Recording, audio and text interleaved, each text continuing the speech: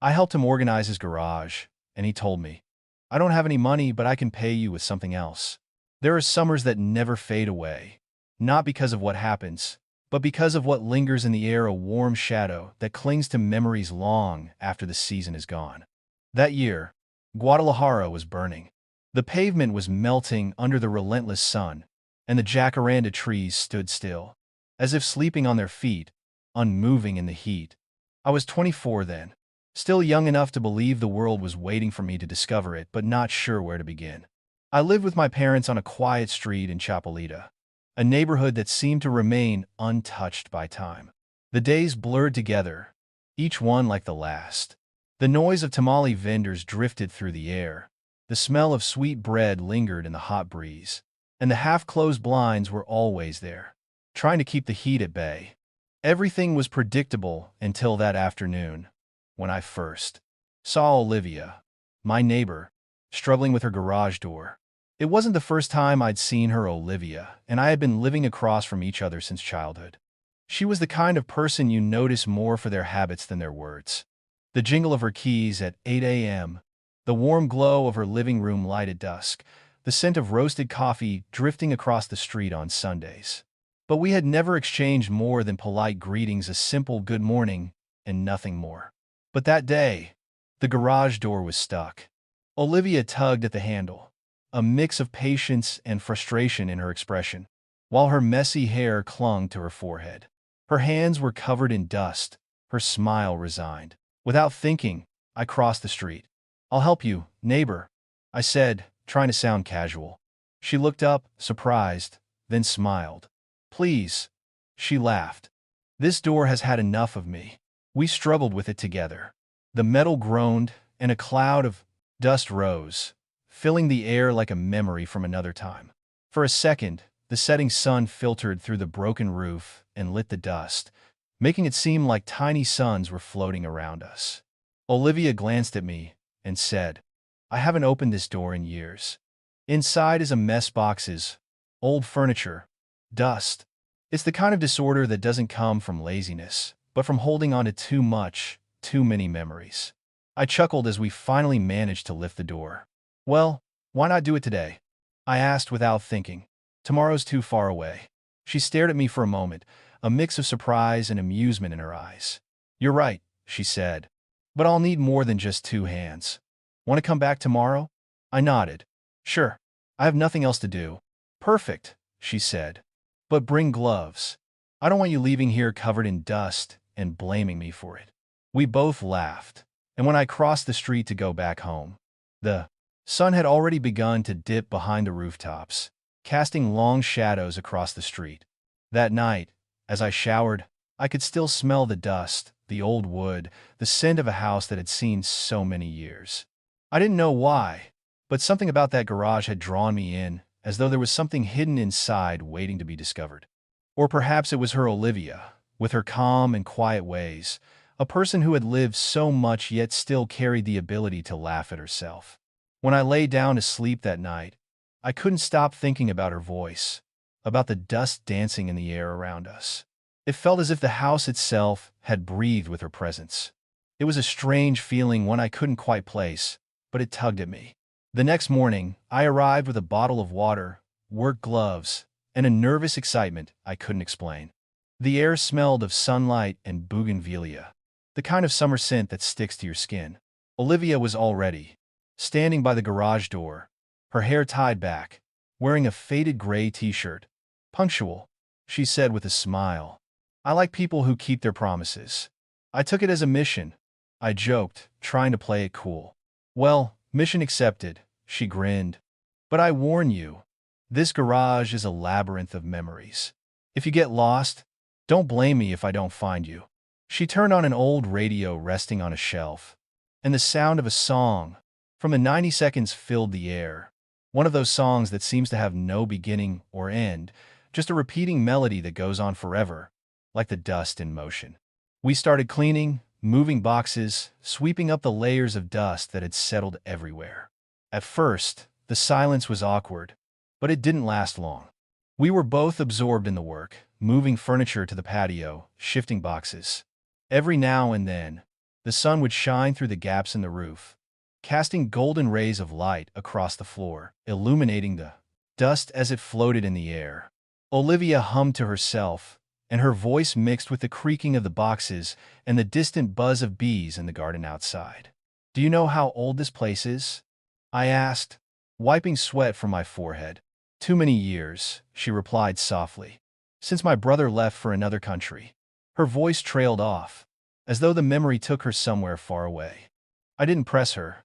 Some silences don't need to be filled. She smiled and offered me a break. "I'm making coffee," she said. "It's not much, but the heat always makes it better." We walked into her kitchen, and immediately I felt something shift in the air, a kind of quiet warmth that didn't come from the summer heat. The room was bright, full of plants leaning toward the sunlight and stacks of books everywhere. On top of the refrigerator, beside the microwave, on shelves already overflowing. Nothing was perfectly organized, yet everything seemed to belong exactly where it was. It was a space shaped by the person who lived in it, a space with a soul. While Olivia boiled water for the coffee, I let my eyes wander through her home. There were photographs on the wall, mismatched cups on a rack, little trinkets placed on window sills like forgotten memories. It felt lived in the most genuine way. She noticed me looking around and smiled softly. "This house belonged to my parents," she said. "After they passed, I stayed here. I thought about moving once or twice, but one doesn't leave the place where they learn to love themselves." Her words hit something inside me, something I didn't even know needed to be touched. I nodded, unsure how to respond, but she didn't seem to expect an answer. She handed me a cup of coffee, and the steam rose between us like a slow whisper. "Some places," she said, "give you back parts of yourself you thought you'd lost." We stepped out to the patio, where the light was softer, filtered through the branches of the bougainvillea. The air smelled faintly toasted, like someone nearby was warming bread for the evening. We sat there with our cups, sipping slowly. She looked toward the open garage and said, almost in a murmur, "What we keep too long ends up watching us back. And if we don't want to look at it anymore?" I asked. She turned to me, her eyes calm but deep.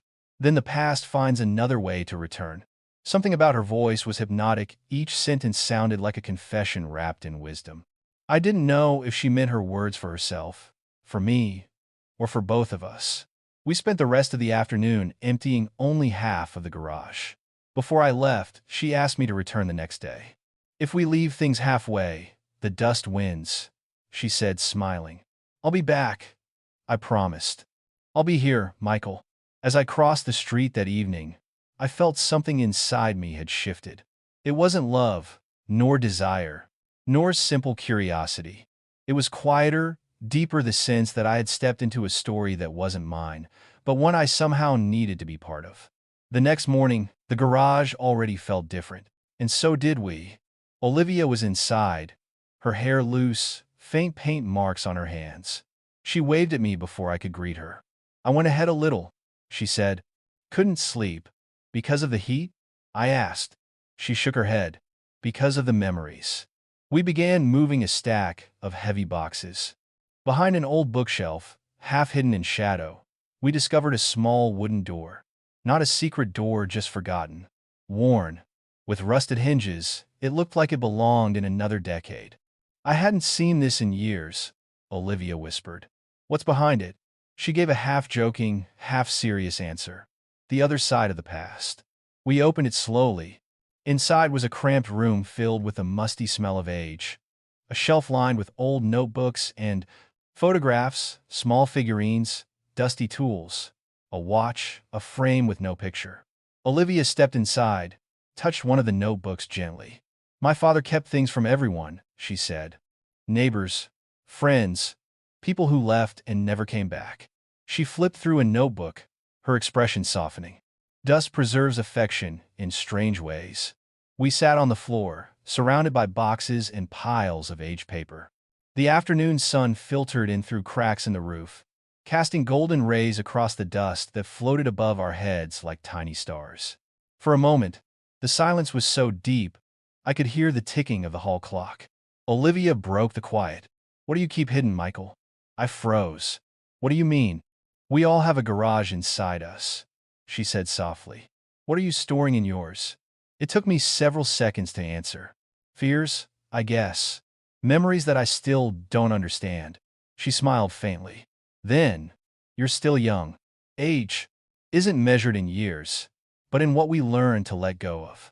Her words lingered in the air between us, heavy but warm.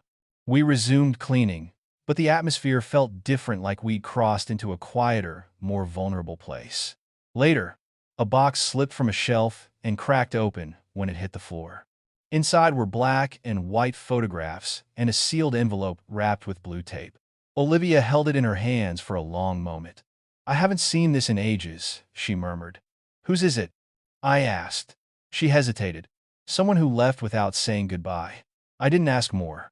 Her eyes told me that some corners of her heart were locked for a reason. We worked in near silence for the rest of the afternoon. Only the music from the old radio filled the air, nostalgic, timeless, like a soundtrack for memories that refused to fade.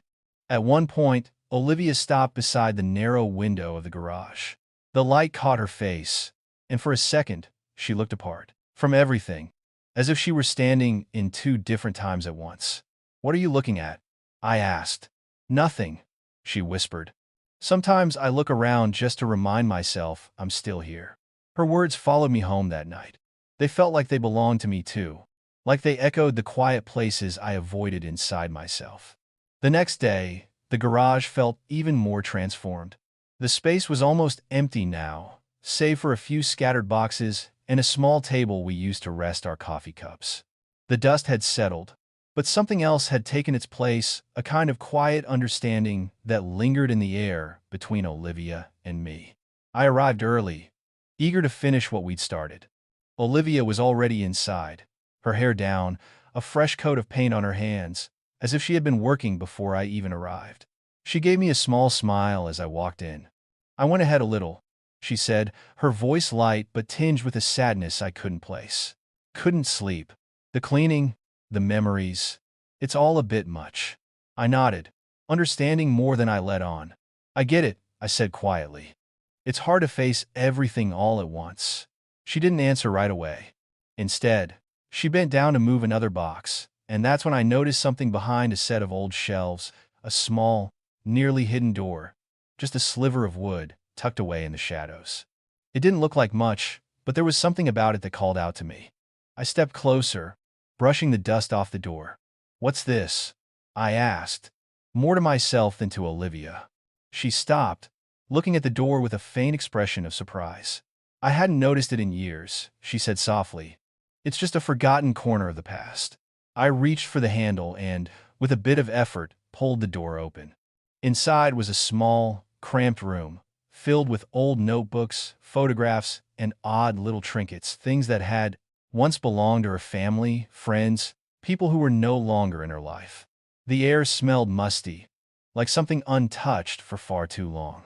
Olivia stepped in before I could say anything, her fingers brushing over the objects in the room, as if each one carried a weight she had long forgotten. She picked up an old notebook, its pages yellowed with age. My father used to keep things from everyone, she said, almost to herself. Neighbors, friends, even people who left and never came back. He thought that keeping things meant keeping them close. She laughed softly, but there was no real humor in it. Dust is strange, she continued. It doesn't just settle on things. It settles on memories, too. We sat down on the floor, surrounded by the remnants of the past, and for a while, neither of us said a word. The light filtered through the cracks in the roof, casting long beams across the room, illuminating the dust that still danced in the air. For a moment, it was as if time itself had slowed down, as if the world outside the garage no longer mattered. Only the quiet, fragile moment between us remained. Finally, Olivia broke the silence. Her voice was low, but it carried the weight of something deep and unresolved. What do you keep hidden, Michael? Her question startled me. I hadn't expected it. I wasn't sure what she was asking or what she wanted me to say. I hesitated, unsure of how much I was ready to reveal. Fears, I said, finally. Old memories that I haven't figured out yet. Things I'm still learning to understand. She nodded, as if she already knew the answer. "We all have them," she said quietly.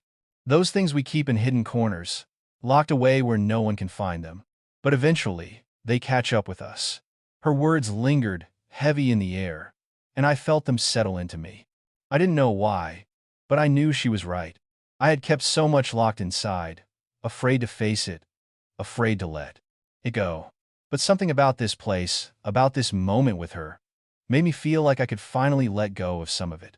After a few more moments of silence, I turned my attention back to the boxes we had been clearing out. There was so much still to do, but it didn't feel like work anymore. It felt like something else, something more important than simply cleaning. As we moved another box aside, I noticed something strange. Beneath the pile of old papers was an envelope, sealed with blue tape. It was old, the edges worn and faded, as if it had been tucked away for years. Olivia noticed it too, and for a moment, neither of us said anything. "What's this?" I asked, reaching for the envelope. "I don't know," she replied softly. "I've never seen it before." She took the envelope in her hands, her fingers lingering over the tape, and I could see the hesitation in her eyes. "It's from someone who left," she murmured. "Someone who never said goodbye." I didn't ask who. Some questions, I felt, were better left unasked. Instead, we sat in silence, letting the weight of her words hang in the air. For the rest of the afternoon, we continued our work, but the atmosphere had shifted. There was something between us, now something unspoken, something deeper than before.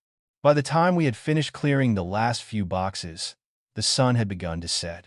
The garage, once so full of clutter and dust, now felt empty, but in the best possible way. It was as if we had cleared not just the physical space, but the emotional space too. Olivia stood up and stretched, looking around at the almost empty garage. "Well," she said, her voice soft but steady, "I think that's enough for today." "Tomorrow?" I asked. She nodded. "Tomorrow, we'll finish. But tonight, I think we've done enough." As I left the garage that evening, I felt the weight of the day settle into my bones. There was something about the garage, about Olivia, that had begun to pull at me in ways I couldn't explain. I didn't know where it would lead, but for the first time in a long time, I didn't mind not knowing. The heat lasted until mid-July, pressing itself against the windows, the pavement, even against our breath.